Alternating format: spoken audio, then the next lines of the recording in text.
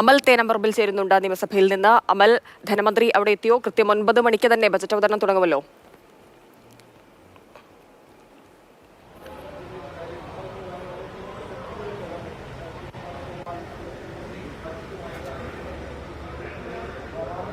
ഇനിയിപ്പോൾ അധികം സമയം വൈകില്ല. ധനമന്ത്രി വീട്ടിൽ നിന്നും പുറപ്പെട്ടിട്ട് കുറെ അധികം സമയമായിരിക്കുന്നു. ധനമന്ത്രിയുടെ വരവാണ് നമുക്ക് ദൃശ്യങ്ങളിൽ കാണാമെന്ന് കരുതുന്നു. ധനമന്ത്രിയുടെ വരവാണ് കാണുന്നത്. ധനമന്ത്രിക്ക് മുന്നിൽ പോലീസ് അകമ്പടിയുണ്ട്. മാധ്യമങ്ങൾ ധനമന്ത്രിയെ വീട് മുതൽ പിന്തുടരുകയാണ്. നമുക്ക് കാണാൻ കഴിയുന്നുണ്ട്. ധനമന്ത്രി സഭയിലേക്ക് എത്തുന്നു.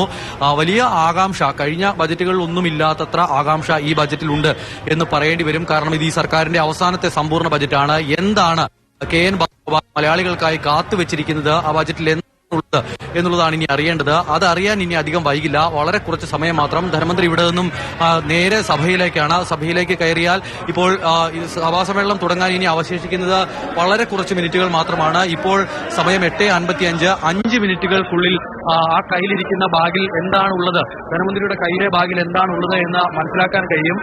ധനമന്ത്രി അകത്തേക്ക് മാധ്യമങ്ങൾക്ക് നടുവിലൂടെ ഇപ്പോൾ അകത്തേക്ക് കടക്കുകയാണ്. നേരത്തെ മന്ത്രിമാരെല്ലാം, ഇനിയിപ്പോൾ മന്ത്രിമാരും ഇവിടേക്ക് എത്താനില്ല. മുഴുവൻ മന്ത്രിമാരും സഭയ്ക്ക് അകത്തേക്ക് ഇതിനോടകം തന്നെ എത്തിക്കഴിഞ്ഞിട്ടുണ്ട്. ഈ വീട്ടിൽ നിന്ന് ഇറങ്ങിയപ്പോൾ ധനമന്ത്രി വെച്ച സസ്പെൻസ് ഉണ്ട് പല കാര്യങ്ങളിലും. ധനമന്ത്രി നിയമസഭയിലേക്ക് എത്തിയിരിക്കുന്നു. ബാക്കിയുള്ളൂ. ധനമന്ത്രിയുടെ പെട്ടിയിൽ എന്താണ് സംസ്ഥാനത്തിനായി കാത്തുവച്ചിരിക്കുന്നത്? രണ്ടാം ഇടത് സർക്കാരിന്റെ അവസാന സമ്പൂർണ്ണ ബജറ്റാണ്. എന്താണ് ജനങ്ങൾക്കായി കാത്തുവച്ചിരിക്കുന്നത് എന്ന പ്രതീക്ഷയോടെ ഉറ്റുനോക്കുകയാണ്. എന്തായാലും ധനമന്ത്രി നിയമസഭയിലെത്തിയിട്ടുണ്ട്. ഇനി നടപടിക്രമങ്ങൾ ആരംഭിക്കാൻ ഏതാനും മിനിറ്റുകൾ മാത്രമേ ബാക്കിയുള്ളൂ. വലിയ പ്രതീക്ഷയാണ് ഇത്തവണത്തെ ബജറ്റിലുള്ളത്. തദ്ദേശ തിരഞ്ഞെടുപ്പിന് മുൻപായുള്ള ബജറ്റാണ്. ഇനി 1.5 വർഷത്തോളം മാത്രമേ രണ്ടാം ഇടത് സർക്കാരിന്റെ കാലാവധിയുള്ളൂ. അപ്പോൾ അതിനു മുൻപുള്ള ബജറ്റാണ്. അതുകൊണ്ട് തന്നെ വലിയ ജനക്ഷേമ പദ്ധതികളും പ്രഖ്യാപനങ്ങളും ഒക്കെ ഈ ബജറ്റിൽ ഉണ്ടാകും എന്നുള്ളതാണ് പ്രതീക്ഷിക്കുന്നത്.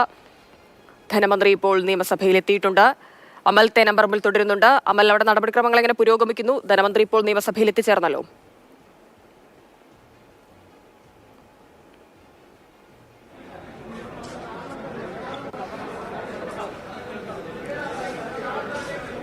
സ്പീക്കർ അകത്തേക്ക്, ധനമന്ത്രി സഭയ്ക്ക് അകത്തേക്ക് കടന്നു പോയിട്ടുണ്ട്. ഇനിയിപ്പോൾ വളരെ കുറച്ച് സമയം എന്ന് പറഞ്ഞാൽ വളരെ കുറച്ച് സമയം മാത്രമാണ് അവശേഷിക്കുന്നത്. നമുക്ക് സഭാ നടപടികളിലേക്ക് പോകാം എന്ന് തോന്നുന്നു. ഇനിയിപ്പോൾ നടപടികൾ ആരംഭിക്കാൻ വളരെ കുറച്ച് മിനിറ്റുകൾ മാത്രം, വെറും 3 മിനിറ്റുകൾ മാത്രമാണ് അവശേഷിക്കുന്നത്.